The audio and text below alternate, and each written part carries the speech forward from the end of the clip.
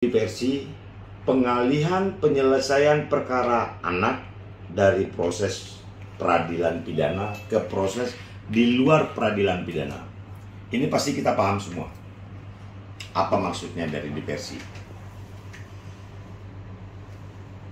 Undang-undang ini historinya dulu Undang-Undang Nomor 3 Tahun 97 tentang pengadilan anak.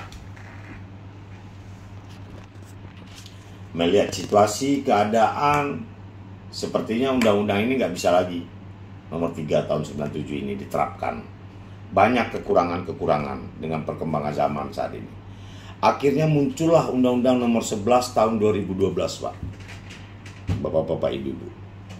Dengan melihat sisi HAM-nya anak, melihat sisi bagaimana perkembangan anak, melihat sisi kenakalan anak,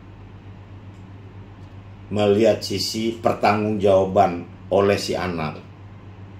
Yang dulunya umur anak diberikan tanggung jawab 8 tahun. Udah ada yang masuk penjara, 9 tahun sudah ada di dalam penjara. Dan penjaranya di mana? Digabungkan juga dengan orang dewasa. Wah, kapan anak ini akan berkembang?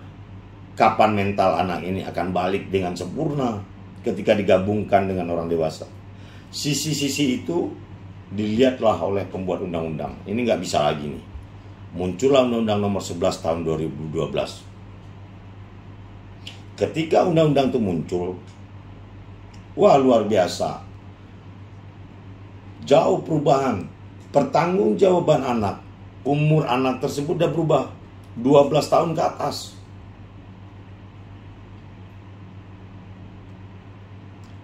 Ada beberapa sel 12 tahun ke atas sampai 14 tahun ke atas. Itu tidak boleh ditahan. Yang boleh ditahan kapan, Pak Jaya? 14 tahun sampai 18 tahun baru putusan kita bisa ditahan. Itu pun ancamannya harus 7 tahun ke atas.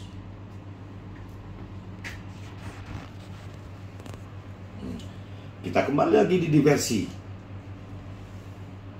Pengalihan penyelesaian perkara anak, ketika syarat diversi itu terpenuhi. Apa saja syarat diversi tadi? Ada 2. Ancaman hukuman di bawah 7 tahun. Ini di bawah ya Pak ya.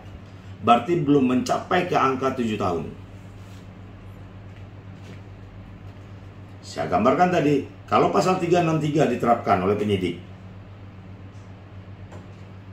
pasalnya tunggal. Apakah hakim boleh mendiversi perkara tersebut? Itu sudah 7 tahun.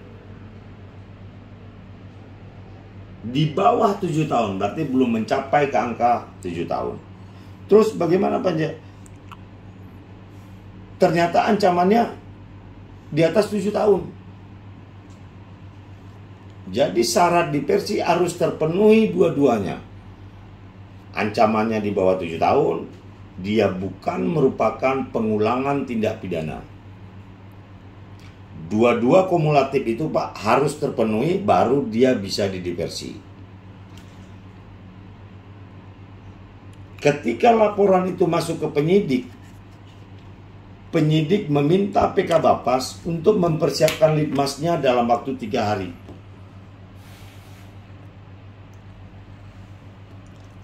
Bekerjalah PK Bapas untuk menyelesaikan di luar proses peradilan. Nah, itulah yang di luar proses peradilan tadi. Ketika dia masuk ke dalam proses penyidikan, oh ini anaknya umurnya 14 tahun atau 13 tahun, anak-anak ini kategorinya. Oh ancamannya di bawah 7 tahun. Oh bukan merupakan pengulangan tindak pidana. Penyidik wajib mendiversi.